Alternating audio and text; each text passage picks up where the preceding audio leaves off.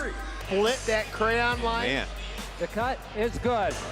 I tell you what, you were just shocking us all. I can't believe that time. Hey, one more time. Nate Hodges' first time timber sports, and he just won his pool.